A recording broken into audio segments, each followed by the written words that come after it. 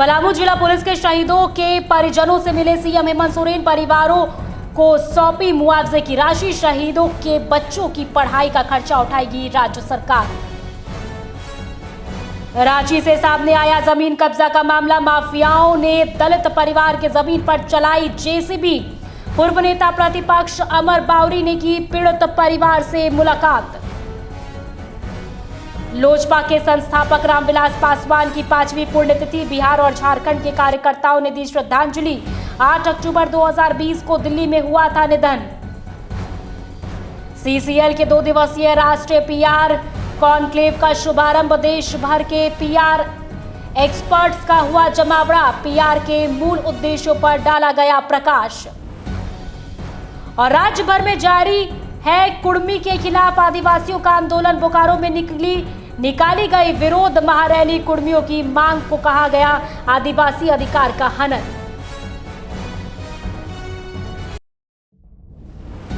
नमस्कार, IGL express देख रहे हैं आप। मैं हूं आपके साथ पूर्णिमा पांडे। खबरों की ओर बढ़ते हैं और सबसे पहले खबर झारखंड की राजधानी रांची से। देखिए, सीएम हेमंत सोरेन ने सीएम हाउस में लागू जिला बल के शहीद आरक्षी सुनील कुमार राम और संतन कुमार मेहता के परिजनों से मुलाकात की। इस मुलाकात में सीएम हेमंत सोरेन ने 1.1 करोड़ रुपए प्रत्येक परिवार को सौंपा। इसके साथ ही सीएम ने शहीद के बच्चों के शिक्षा का खर्च सरकार द्वारा उठाए जाने की बात कही। इस दौरान सीएम हेमंत सोरेन के साथ झारखंड सरकार के कई अधिकारी भी मौजूद रहे।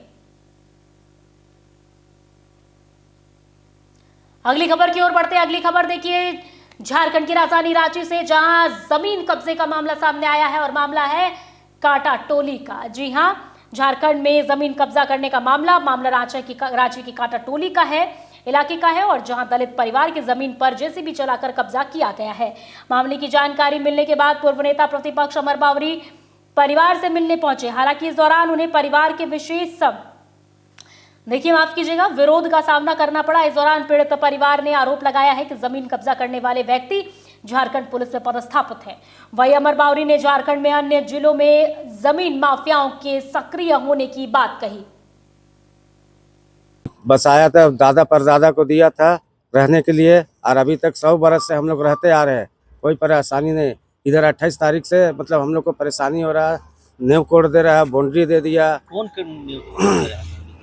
साकिब खान और नौशाद खान, छोटू खान, शमशाद खान, वही यही लोग सब परेशान कर। सब मोहम्मदा ने हम लोग एक हिंदू है, हम लोग को रहने नहीं दे रहा।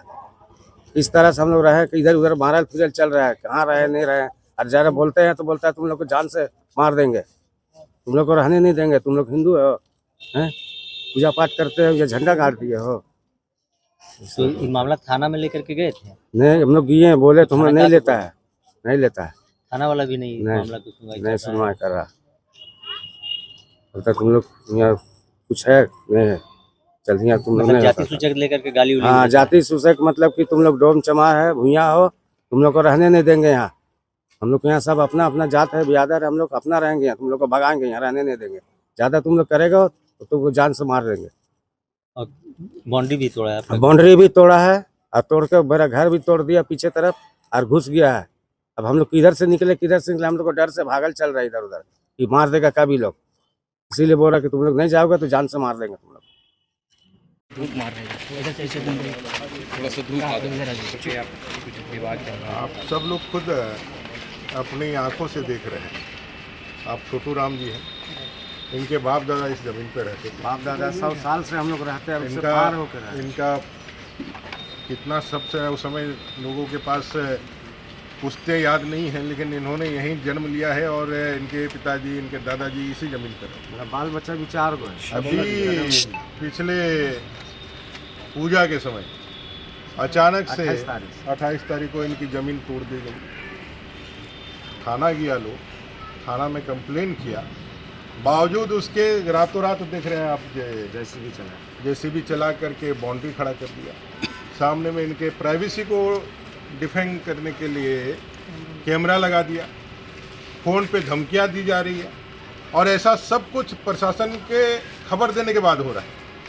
SC/ST थाना में गया, पूरे दिन बैठा, लेकिन थाना में केस लॉन्च किया है, कह रहा है, अभी तक इसका कोई केस नंबर, कागज नंबर दिया नहीं। और ये घटना 28 तारीख से आज हम 8 तारीख को आ गए, लगभग 10 दिन से ज़्यादा समय हो गया। अब ये पूरा परिवार डरा हुआ है धमकी के कारण।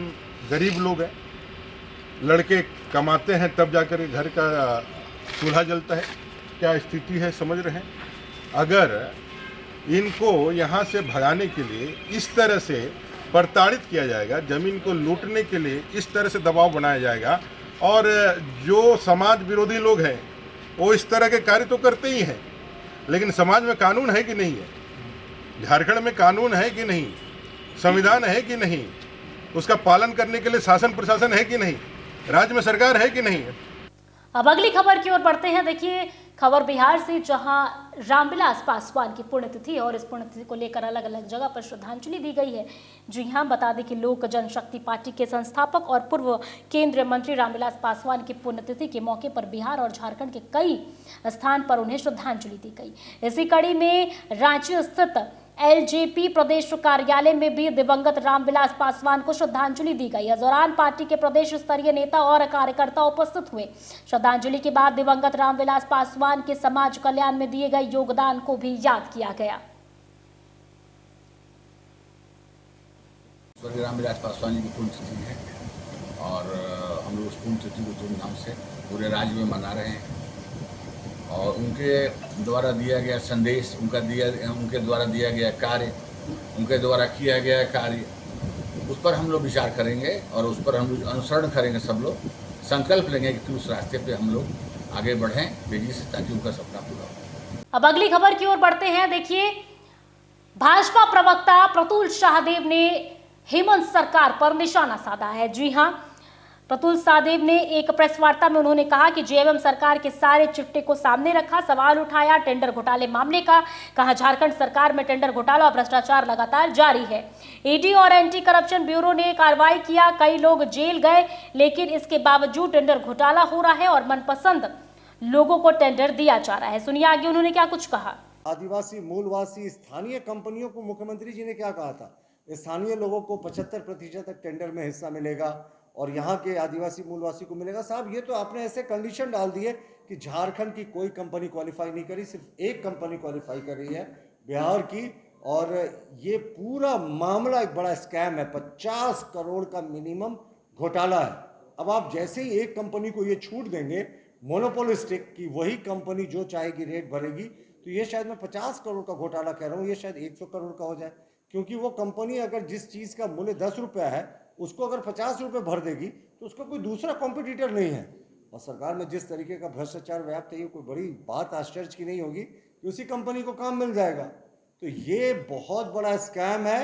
हमने मीडिया के सामने से आपके समक्ष इसको लाने का प्रयास किया है और इसके बाद हम मुख्यमंत्री कार्यालय को भी लिखेंगे, एसीबी को भी लिखेंगे कि इस कम से कम 50 करोड़ का हेल्थ मैन पावर स्कैम जो सरकार के नाक के नीचे हो रहा है उसे ये रोके। झारखंडी कंपनियों को काम मिलना चाहिए। आप बात करेंगे झारखंडियत की, लेकिन दूसरी डिबार्ड और ब्लैक लिस्टेड कंपनियों को काम देने की तैयारी कर रहे हैं। धन्यवाद। वो चलिए, वो क्या होते हैं ना कि ये जब हम एसीबी को पत्र लिखेंगे और जब तमाम चीजें लिखेंगे तो ये सारा कुछ स्पष्ट हो जाएगा। थोड़ा इंतजार करें।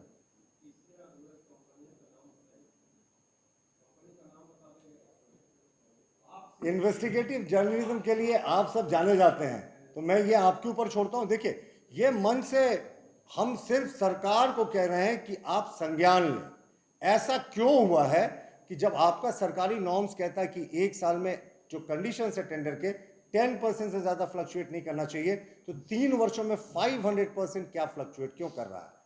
क्या आप किसी विशेष कंपनी को फायदा पहुंचाने के लिए कह रहे हैं? सरकार कहते नहीं हो रहा है, फिर हम बताएंगे कि कौन सी कंपनी थी जो ब्लैक लिस्टेड थी, डिबार्ड थी, उसी को काम मिल गया। और यकीन मानिए सरकार के कानों में कुछ नहीं होने वाला, जू तक नहीं रेंगने वाली, काम इसी को मिलेगा।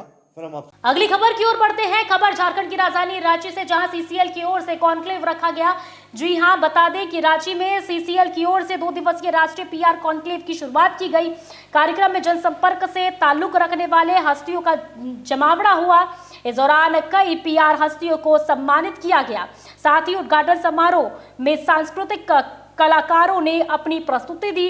कॉन्क्लेव में कोल इंडिया लिमिटेड के CMD सतीश झा ने PR के मूल उद्देश्यों का पर प्रकाश डाला। इसके साथ ही देखिए CCL के CMD नीलेंदु सिंह ने लोगों को संबोधित किया। एक समय था जब ये लगता था कि मैं क्या कर रहा हूं कोई नहीं देख रहा, मैं क्या बोल रहा हूं कोई सुन नहीं रहा, मैं क्या सोच रहा हूं कोई जान नहीं रहा, पर अब ये समय नहीं है।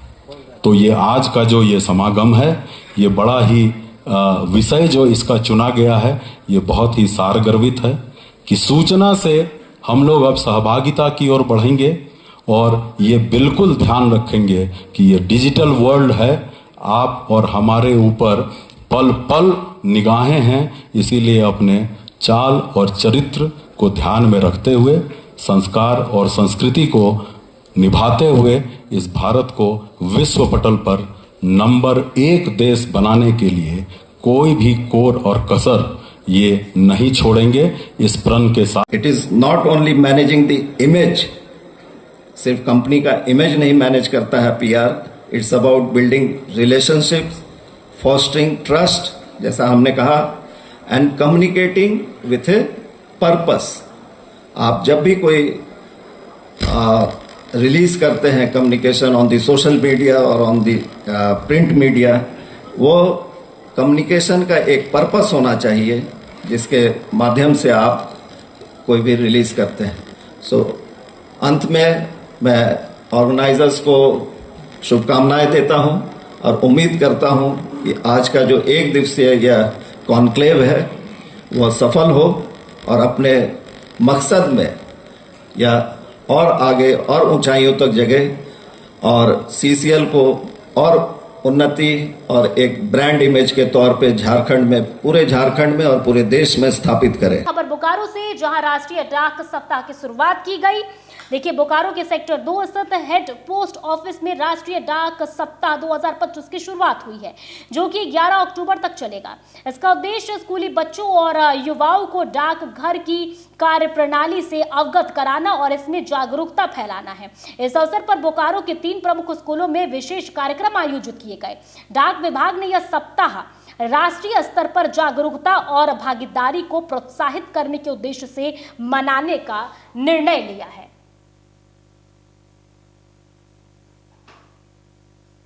आम जन को ये विभाग के जो भी सर्विस है उसका जानकारी मिल सके।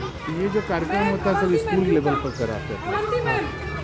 नहीं, सभी लेवल पर होता है, क्योंकि उसमें हर डे अलग अलग एक सब्जेक्ट पर किया जाता है। जैसे कभी वित्तीय सेवा पर, कभी फिलाटेलिक डे, कभी क्विज और कभी मेल पर। आज कौन से स्कूल आए?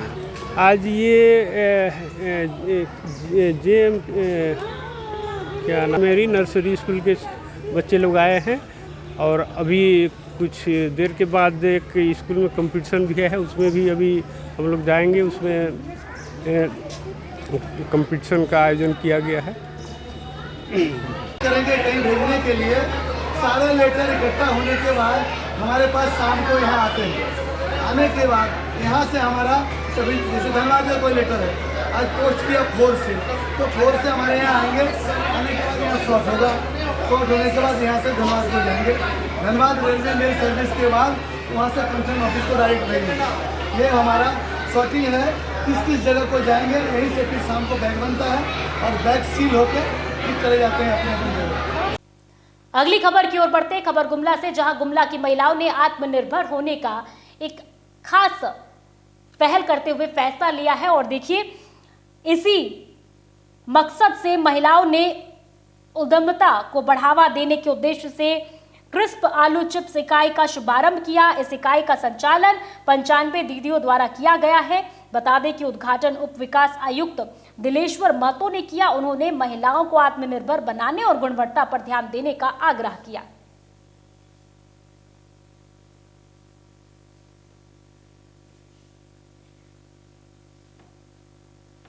अब अगली खबर की ओर बढ़ते हैं। खबर झारखंड की राजधानी रांची से, जहां रांची के प्रसिद्ध विद्यालय, देखिए रांची यूनिवर्सिटी में एक सेमिनार का आयोजन किया गया है। रांची यूनिवर्सिटी के इंस्टीट्यूट ऑफ लीगल स्टेज के ऑडिटोरियम में वन नेशन वन इलेक्शन विषय पर एक सेमिनार का आयोजन किया गया। कार्यक्रम में मुख्य वक्ता के रूप में असम काजीरंगा लोकसभा सांसद कामाख्या प्रसाद ताशा और अनुसूचित जनजाति मोर्चा के राष्ट्रीय अध्यक्ष समीर उरांव उपस्थित रहे। भाजपा प्रदेश अध्यक्ष बाबूलाल मरांडी ने छात्रों को संबोधित करते हुए राष्ट्र एक चुनाव की अवधारणा पर विस्तार पूर्वक चर्चा की और इसके राजनीतिक, प्रशासनिक तथा संवैधानिक पहलुओं को समझाया। कार्यक्रम का उद्देश्य छात्रों में लोकतांत्रिक व्यवस्था और चुनावी सुधारों को लेकर जागरूकता बढ़ाना है। तो फिलहाल मेरे साथ इस बुलेटिन में इतना ही। ऐसे ही तमाम खबरों के लिए देखते रहिए आईचल एक्सप्रेस।